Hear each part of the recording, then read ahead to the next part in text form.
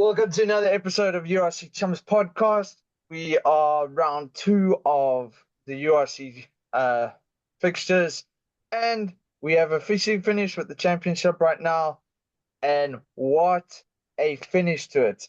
As you can see, I have Tim here. How you doing, man? I'm good in yourself, my man. Good, good, Yeah, good. what a weekend! So great. The saying of the week at the moment. I woke up this morning a champion, and we're still waiting for proof of life for Felix Jones. Yeah, he looked a bit, let's say, worse for wears. Let's put it in that context. But oh boy, Rusty didn't look so great either. So Yes, but before we chat about that, let's first talk about the All Blacks and the Wallabies. Not a great way to end your career, Slipper. I have to say the respect you got going off the field was well deserved for someone of that caliber. for And sure, yeah. yeah, but the All Blacks finishing off with a bonus point, which then made us having to win the um the final game. Would it be nice if we had the bonus point that we didn't have to rely on the points difference? But yes, Yeah, I mean, the All Blacks, they really came out to play. They knew what they had to do, and they got the job done, and they did it in true All Black style. So, fair play to them. They pulled it out when they needed to. Us on the other hand, I think we only played rugby for about 20 minutes that game. The rest we sort of let them do their thing, but we did just enough to win it. You know, yeah. wins a win. But I I mean I've been calling it lately with some people. People like freaking out that first like 25 minutes, and as soon as that 25 minutes, I'm like, here it comes now, and then boom, boom, and Yeah, everything. And we don't seem to start games very well. We seem to come back into games. it's We that very all much. black style. I mean, we. I think we need. It's a tough game to look at because we sort of knew what we had to do and we did that. So it's Yeah. difficult to criticize them. However, as far as the rugby spectacle goes, we were poor. I mean, let's face it. We were Yeah. terrible. We knocked the ball on. We didn't get the flow going. Then we had a period of 20 minutes where we played rugby and we absolutely blew Argentina away. And then we just stopped playing again and we let No. Argentina play with the ball. But again, we knew what we had to do and we did that. So Yes. it's again very difficult to criticize the Springboks on how they played when they had a job and they achieved their job. So how can you criticize that? Um, so in the end of the day, we did what we wanted to do. We are back to back champs, and Or I box to think we box. deserve. Yeah, I think we deserve to be. To be honest, I think we have been the informed team in the entire competition. Saturday wasn't a great performance by us, but again, we knew what we Yeah. had to do. We went and we did that. I Um, mean, yeah, yeah, you're saying that. Here's an interesting fact that I found at the moment is the most tries we have scored in the championship tournament. I mean, you see, last year was 24, then 2022, which was closer, was 20, 2013 was 23, and 2018 was 21. And I mean, to get 27 this one, we should try and get 30 next time. But it does yeah. I mean, show, yeah, yeah, I mean, we're playing a really nice brand of rugby. You don't get me wrong. I enjoy Tony Brown's influence and with Rassie and Tony working together, and it's really good.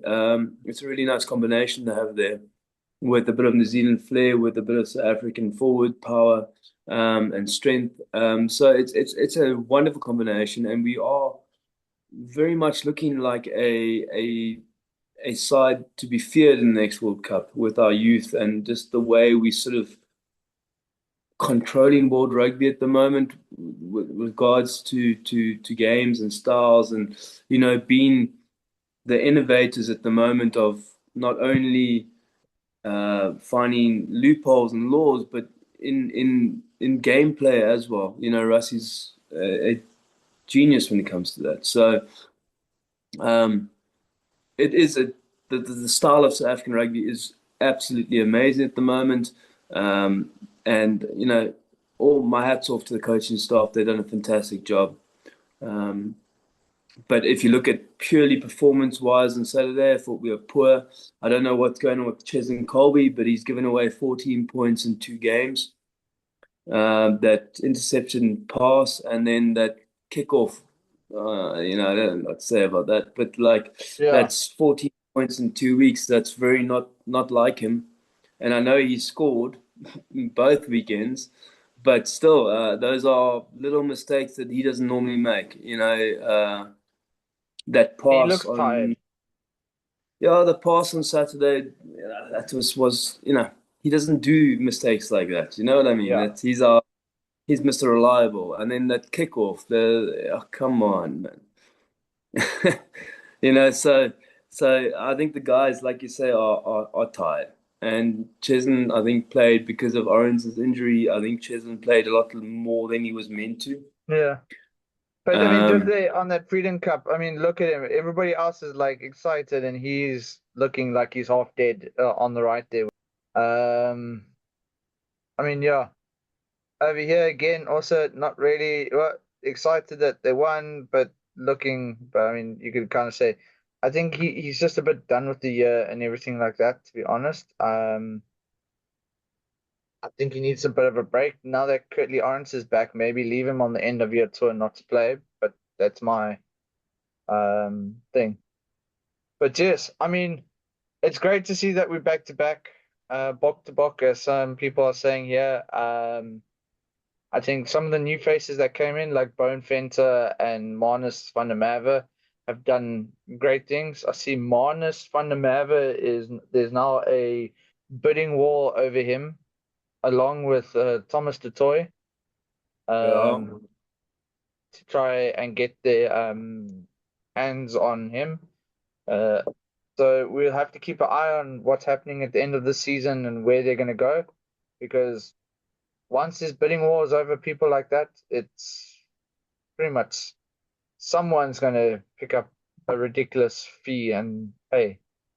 But yeah. I yeah, mean, we'll keep an eye on that. But yes, before we move on, I just want to shout out again to Smithhauser, Electrical Plumbing, Marine, Solar, HVAC for hosting me in their boxes. This weekend. I'm going to put in a few pictures.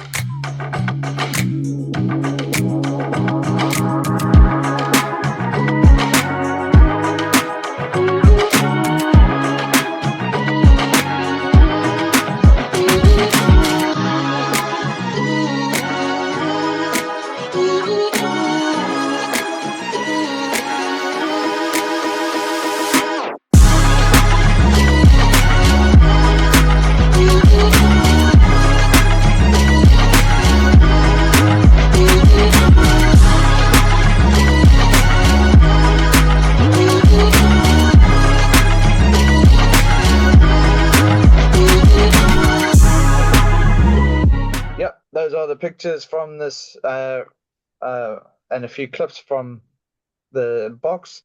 Thank you very much for putting me up and everything. But yes, getting into this last weekend. Yeah. So as we can see on the log, we started off this weekend with Stormers hosting the Ospreys, 26-10. Ospreys started off strong yeah, and then just faded. And I don't know what it is, but I don't know if it's just people want to get more points on the board straight away, but no one's taking those penalty options. I mean, if you look at what happened to the Stormers against Leinster, they first went for the penalties, which then, of course, put a buffer on the field for them, which then allowed them to put more pressure on and score the tries. I think we were 9-0 up this weekend. The Ospreys came and they were hitting us strong and everything, and then we just demolished them. I mean, Evan Ross's try was just, again, it was a moment of them just sitting there watching the ball bouncing, and Ross just pounced on the opportunity to score a try, which I mean Yeah. was, yeah, fantastic. Cool. Yeah. Yeah, so like I said, he pounced on the opportunity, scored a fantastic try. It was, I mean, the crowd went crazy, even though it wasn't full, it sounded insane. Uh, and then it just looked like they couldn't switch on. And once they got the second try, it was like their go was over. And I mean, I was expecting a little bit more from them, especially putting 40 points on against the Bulls. Yeah. But yeah. Then, of course, Edinburgh and Ulster had to be postponed due to weather concerns in Ireland. Uh, Dragons versus Sharks. Dragons had an opportunity to win. They didn't take it. They knocked it on. Sharks are lucky they didn't go for the drop goal or capitalize on it. Don't know what's happening. I mean, even like I said in our group, the betting odds are right now are highly against um, the Sharks right now. And I mean, I've got the next game coming up, which is not an easy game for them. So we'll look at the fixtures next. Yeah, I mean, Um, the Sharks are getting their Springboks back, so hopefully that sort of injects a little bit of something into them. Hopefully, because they need to. Like I said, the odds right now are highly stacked against them. So yeah, we'll have to keep an eye. I'll look at the team when it comes out later this week. But yeah, uh, they need to pick it up, and they're one of the teams that are letting us down right now in the thing. They're not the lowest South African team, but we'll cover that one at the end there. But yeah, then of course Connacht and Scarlets as well had to postpone their game, so that game's going to come back. Bulls beating Leinster 39-31. Again, letting over 30 points go against it both ways, Yeah, both with the Bulls and Leinster. I don't know what's up with Leinster, to be honest. Last year they lost by 1 point with a pretty much similar team, and yeah, got no I, words for him. yeah, I don't know. I don't know. I don't know to tell you. They seem to be the Sharks of the competition at the moment. Them and Sharks are on paper, probably the two best teams on this competition, and both of them are underperforming. So, um, Yeah, I I mean, mean, also, Dara was right. You know, the Bulls let in close to like 50 points last weekend. They've let in 31 this weekend. You know, they are winning, they are getting bonus points, but that's, look at their points defense. difference. Yeah. No, So, it is a worry. it is a worry. Yeah, and I mean, Leinster, I'm still gonna say it still look like one-hit wonders, but there's still plenty of time to come in the CD to prove us wrong, um, and everything like that, which we'll keep on looking at during the season. I think once they get all their players back in like December time, it's probably going to be a different story. But will it be enough or will it be too little, too late? We're going to keep an eye on that when that happens. Because I mean, what we got like 4 games coming up or 3 games coming up, and then it's international break again, and Yep. Heineken Cup. I mean, are they going to concentrate more on that and just hopefully get to a point where they automatically qualify for the European? Or are they going to have to sit back and try their best next year? But we'll have to wait and see on that. Still plenty more to come. We're not writing them off right now. It's still coming. Um, then of course, Benetton beating Glasgow Warriors, which again was a bit more of a shock to Shocked, me. shocked, Uh, shocked, shocked, shocked. Considering that Glasgow in the past like 3 seasons have been finishing up on top. Now getting knocked by Benetton. It's great for Benetton. Let's put it like that. It gives them great. It's making me a little bit concerned for when we go over to them. I think the weekend before November we're going to go play against them. Could be wrong, but yeah. And then of course Munster carrying on with their run and actually beating Cardiff, not so comfortably, but 23-20, Wins a keeping the win. momentum. Yeah, keeping the momentum going. Would have been nice to have Dara give us a few pointers on or insights onto It that. would have been, it definitely would have been, but yeah, Yeah. unfortunately. Then a game that went down to the wire, and I mean, I was kind of hoping the Lions would win, but of course, uh, it didn't. And I've been seeing a lot of social media posts from Lions supporters calling for heads to roll. I mean, you look at the Bulls. The Bulls were at least finalists three times, even though they didn't win. They were still up on the top, and they axed Jake White. The Stormers have been a bit up and down and everything like that, but you know, Stormers fan can be your supporter the one week and then not your supporter the next week. If you're a coach. But I mean, you got to Uh, look at what the Lions financially have to offer. I mean, if you look at the Lions team, who do they have? How many Springboks do they have in their squad? Asanati, do you count Kieran Horn? He's played one game or If he's got two. a cap, cap. Okay. Mornay van den Berg. Yeah. No, David has what's that thing called again? Sevens. Actually, that is a very good question. But this is the thing: is people are calling for heads to roll I because mean, you, there's been you, mismanagement. you're blaming the coach, but I mean, what has he got to work with here? If you look at the Lions squad, they Yeah, are by far the worst squad we have in South Africa in the URC. I mean, if you yeah. look at it, the Sharks are star-studded, the Bulls are star-studded, the Stormers are becoming star-studded, and the Lions are what? What have they got? A scrum half who basically is our fourth or fifth choice. We, you know, they've got really like not too many, if that. So they to call for the coach to roll, I think it's a bit harsh. I But actually think that it's not just the coach. It's not just the coach. They're talking about the whole management. Like yeah, I in agree the that yeah, the CEO and everything, it's got to be something wrong there, right? But yeah.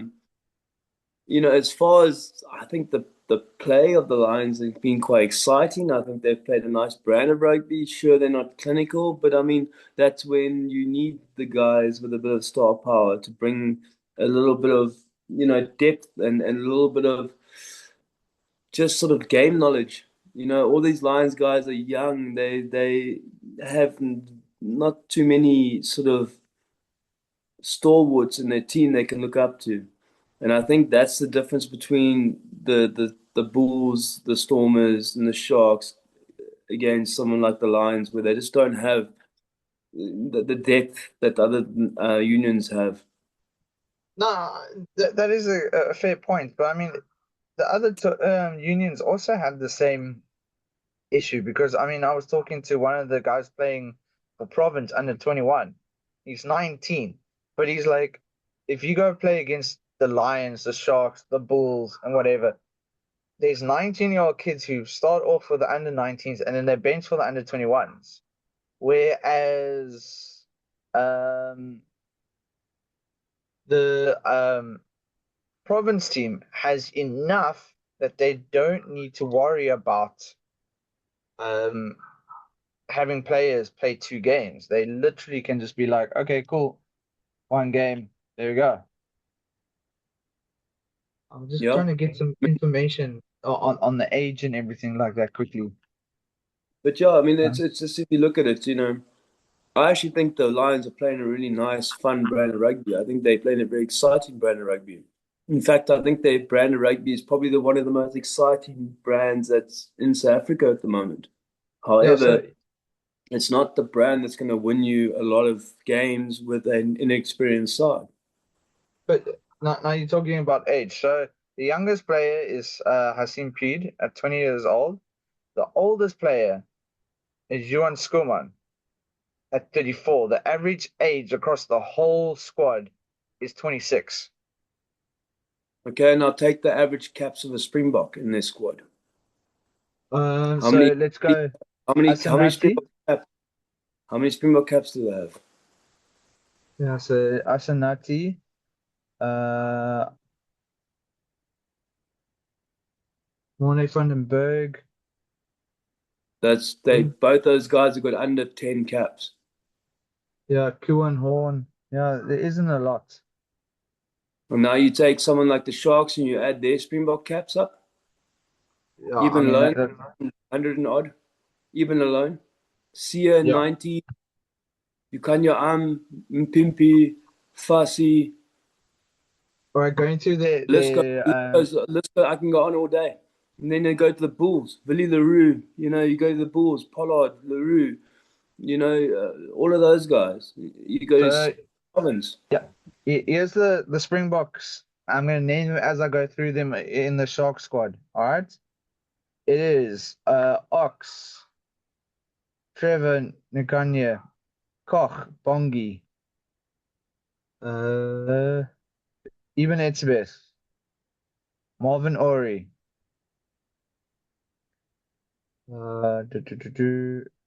Sio Khaleesi, just Vincent Tachuka, Grant Williams, Jaden Hendricks, Jordan Hendricks, Andre Esterhuizen, Ethan Hooker, Lukanya Edward van der Merwe, Mpimpy, Fussy, and that's just what's on the list on all dot rugby.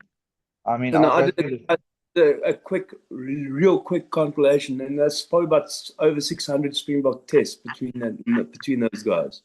and the average age is also 26, just by the way. So if you're looking at that, and then you compare it to the poor Lions, and then you're saying, well, it's the coach's fault. I mean, come on. The Sharks are losing everything with that amount of test caps.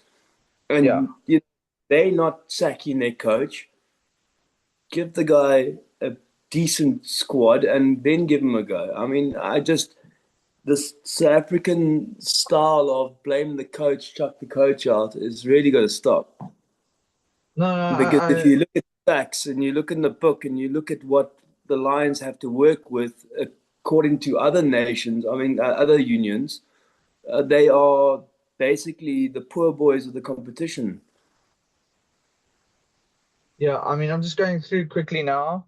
Um, the I mean, even the Stormers Express squad. alone has got more caps than the entire Sharks, I mean, the entire Lions side together.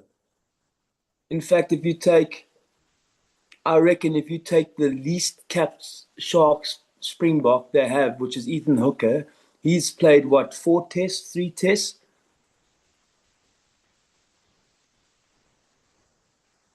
If you Okay, the take the two, Stormers have 15 capped spring or international players because I'm also including Kebble, who of yeah, course is Scottish, even though he is South Africa, with the average age of 27. And I mean, we'll go look at the Bulls quickly as well. Um, I mean, like I said, this is all that's on all.rugby website. So Stenenkamp, uh, Wilco, Akker, Wessels, Wiese, Nokia, Hanekom, Low, Coetzee, Van Staden, Van Rensburg, Carr, Paper, Pollard, Goosen, Serfontein, buns. Deyanti, Moody, Kirtley,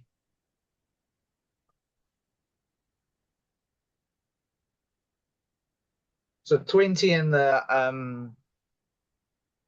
what you call it um And the Bulls. in the Bulls with the average age of 27 as well. Okay, but now you see, Yeah. you've got 20 at the Bulls, you've got 20 at the Sharks, and you've got 15 at Province, and you've got And like three, 5. Yeah. 3, 5. Yeah. three at the, and those three have played all of them together under under 20 tests. Yeah. So you can almost count them on on 2 hands. Correct. So now you're looking at what the other unions have to work with and what the Lions have to work with. I mean, it really is night and day. It's boys and men. Yeah. And not only do you have Springboks, but you've got very high capped Springboks. I mean, even Elizabeth alone has got over 100 tests. You know, Billy Root, 140, I think it is now. Sears on his 90s, you know, Peter Steff's also there, you know. So now we're looking at guys who are bringing one guy will bring more knowledge than the entire freaking Lions team. Yeah. You know, so I mean, I do feel for the coach that, you know, they blame the coach, but I mean, look what he's working with and look what the other coaches are working with. I Yeah. mean, it's all good. Jake White won and he won and he won, but 20 freaking Springboks, I could also win. Yeah. Give But I mean, give me the Bulls and show, I promise you I will win. Give you the yeah. Bulls, you win. That amount of talent, that amount of freaking talent. You got 20 Springboks in your books. You should be winning. But I think that's why there's this whole thing about behind the scenes needs to be sorted because also I think it's Not also a The lot of Lions behind the scenes a mess, but I don't yeah. think it's the coaching staff. I think it's No, no. the management. I mean, they got Jacques Faris as their defense coach, and I mean, Jacques Faris is one of the legends of defense for us. 100%. Joffrey Yeah, is probably he's a defensive genius. I mean, you know, yeah, he really is. He led the defense for the Stormers, led for South Africa. He's one of the yeah, best defenders I've ever seen in my life. However, again, I don't think it's the coaching staff. I think they have a very limited pool of players to pick from, and I think the top brass don't make their life very easy.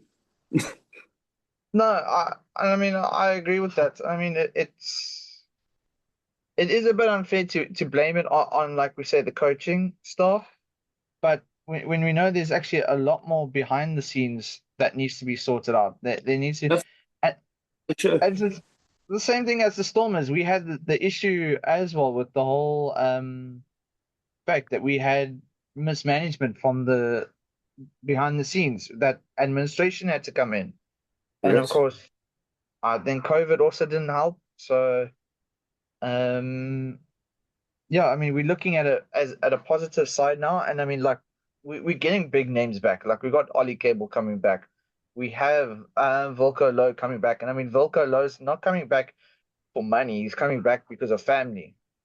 Um, so I mean, we're attracting those names back into us, which is awesome. But I mean, yeah, we're gonna have to keep an eye on it and everything like that.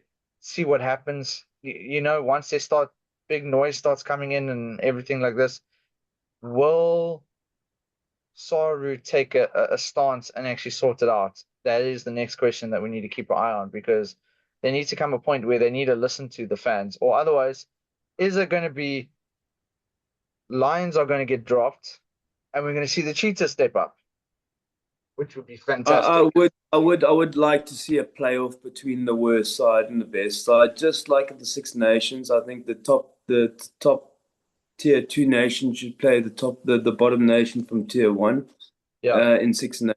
And I think it should be the same for the Cheetahs and whoever finishes last in the South African group. I think they should have a playoff, and whoever yeah. wins wins.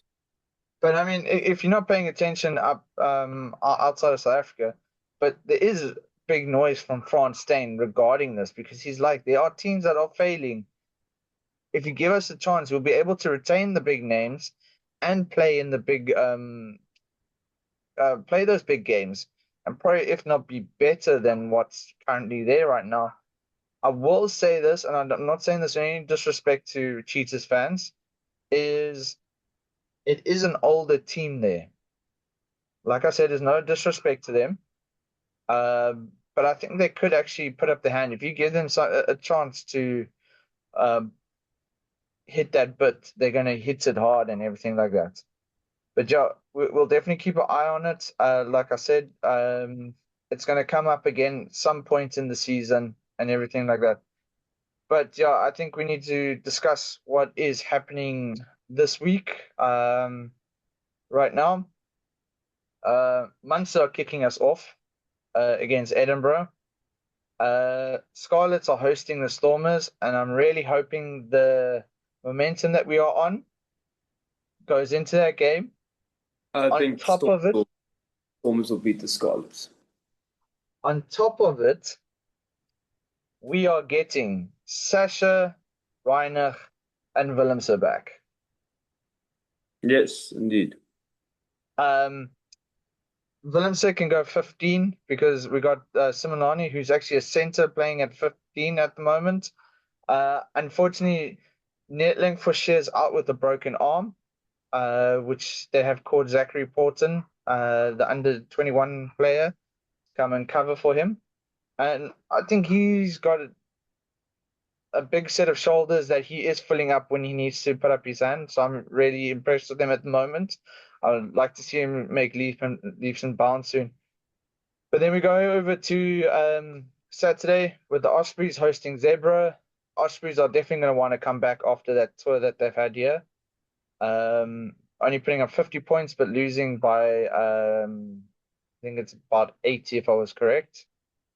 Benetton are hosting Lions. I'm going to definitely go with Benetton this one with the current form that they're going in the current Lions squad. Unfortunately, it's not going to be, yeah.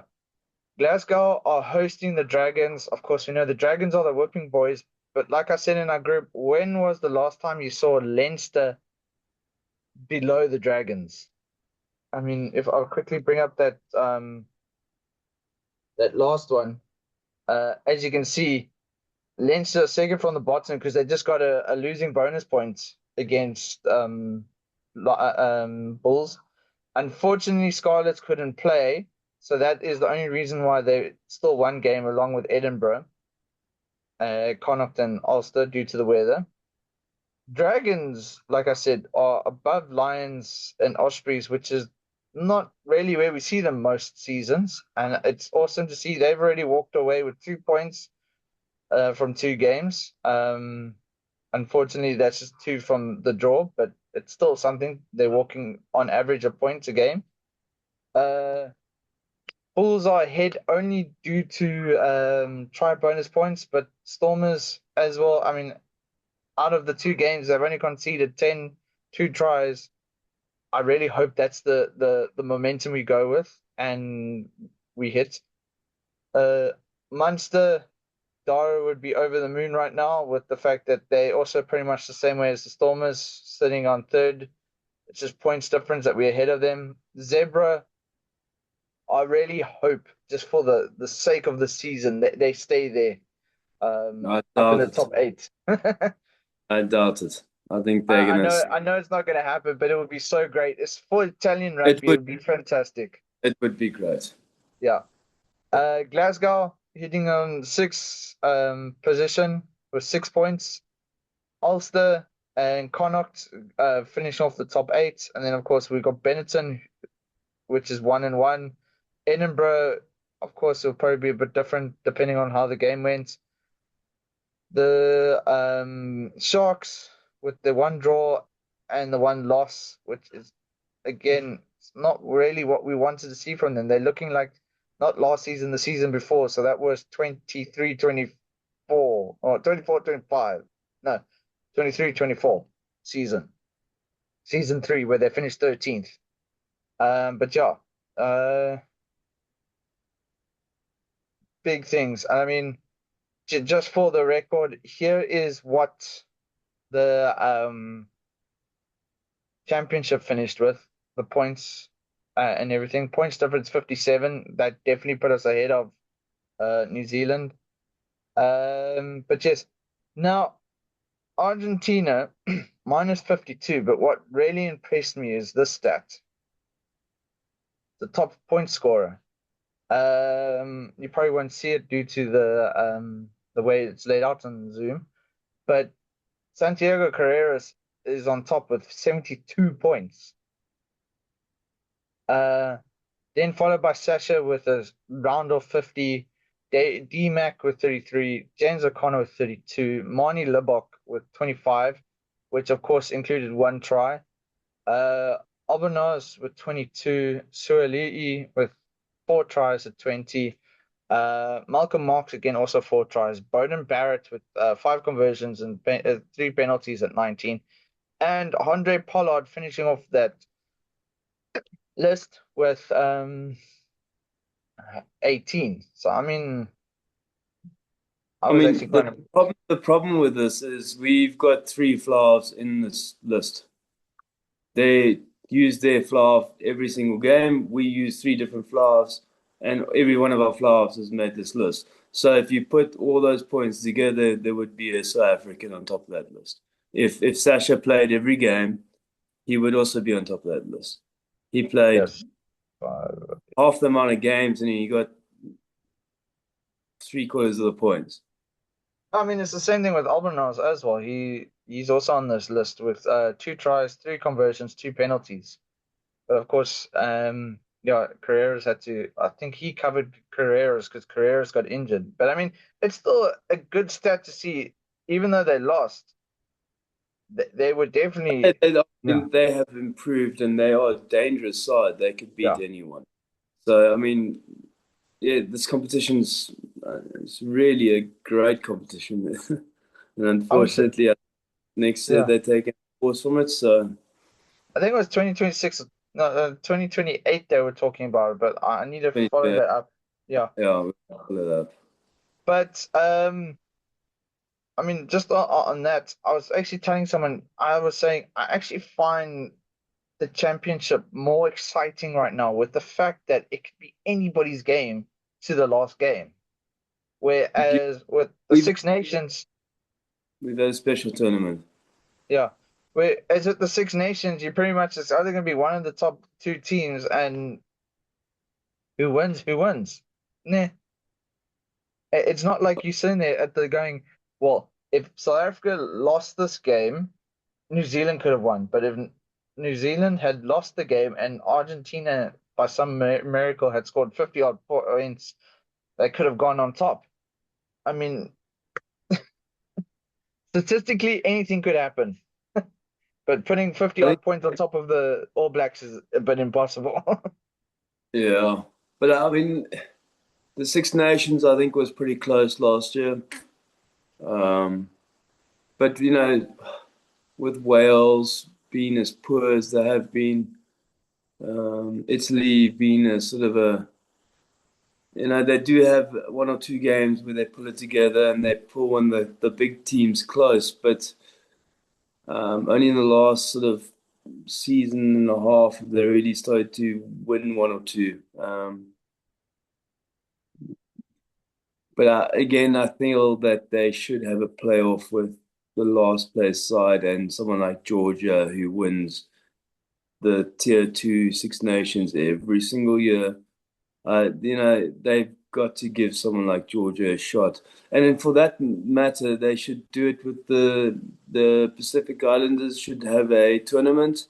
Fiji, Samoa, Tonga have a tournament. The winner of that plays the loser of the championship, the bottom Well, side. I mean, you can make it a bit more exciting. So you have them do their tournament, then you have the likes of Zimbabwe and Namibia with like Uruguay and one of those other teams there have the tournament there.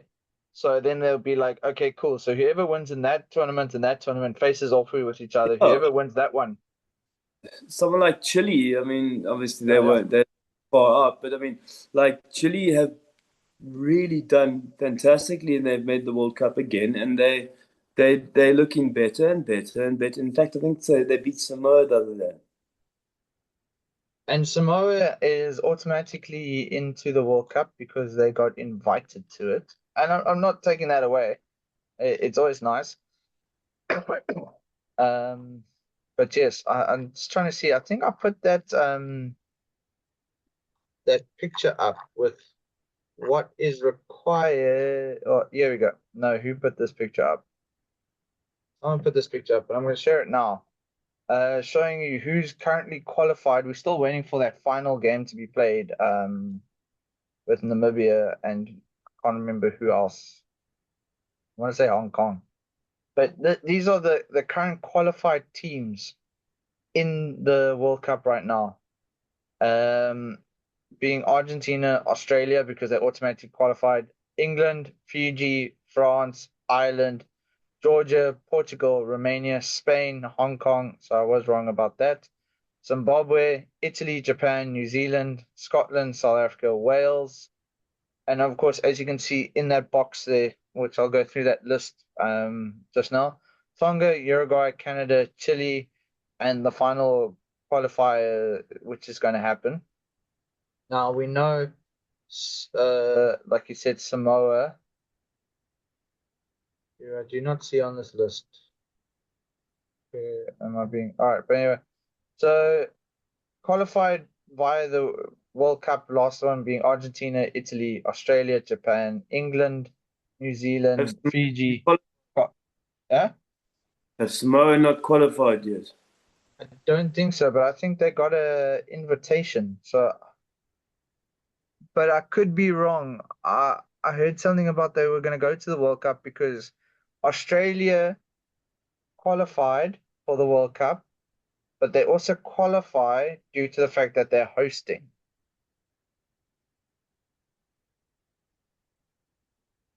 So they got like two qualifications into it. So for 2031, USA automatically qualifies. They don't even need to worry about where they finish in this next World Cup. They automatically qualified because they are host nations. But yeah, we'll have to wait and see. And then hopefully 2035, it's here in SA. I really hope we go for it. Oh, man, I'm so sick of getting disappointed with that one. Like I said, I hope it comes right and we get it right. It would be How, fantastic if it is. how can it not come to us next time? Seriously, how can it not? We I have the mean, most we have the most fans coming to the games. We have fantastic stadiums. We have infrastructure. We are back-to-back world champions. By that time, we'll be triple back-to-back champions. You know, hope I like, cross fingers. so like, how do we not host it next time? How are we not hosting it right now? Like ah, Because we got screwed over by Japan. amongst others. Yeah. Um, but I mean, honestly, yeah, I think we have to. I I know this has not got to do with the podcast, but we are hosting the Cricket World Cup in 2027, which could help our bidding purposes. So yeah, which means two Cricket World Cups, one Rugby World Cup, and one Soccer World Cup, and we've done the Hockey World Cup as well, and the Netball World Cup recently. So that's six World Cups in my lifetime. So we should have more than enough experience and proof that we can handle it. Yeah, yeah, it's true. Yeah. So I mean, yeah. But anyway, um, yeah, it's a bit short to this week because we didn't get all the games, and of course next week will probably be a little bit just URC, and we'll try to follow up on a bit more on those news reports like the Lions. I see nothing's happened to us in IT, which I'm really hoping, touch wood, is the case that there's no other things with it. Um, Springboks are back with their teams for now, which I also think is awesome, considering three of the teams are actually all four. No, four teams are up north. Uh, I will have to just Should be. confirm that. But if all the teams are up north, that's great because then you just divide the Springbok team between those guys, let them train there, go back for the Japan game, which is at Wembley, not Brighton anymore, which is weird, but it's at Wembley Stadium. Huh. Yeah, it's been hosted at Wembley Stadium, and it is South Africa versus Japan, round 2, the revenge of the 2015 World Cup at a different ground. So yeah, Should be fun. but yeah. I need to try to see if I can't find a picture with the Bokke holding a cherry blossom or pulling the petals off a cherry blossom for that episode. But anyway, Tim, thanks very much for joining us, or myself. Guys, thanks for listening to us this weekend. Please remember to like, share, and subscribe. Let's keep the momentum going. I'm enjoying some of the comments that you guys are saying. Please just share this to everybody. Let's grow this thing up. I'm actually really enjoying it. And anyway, fellow champions, keep well, stay safe.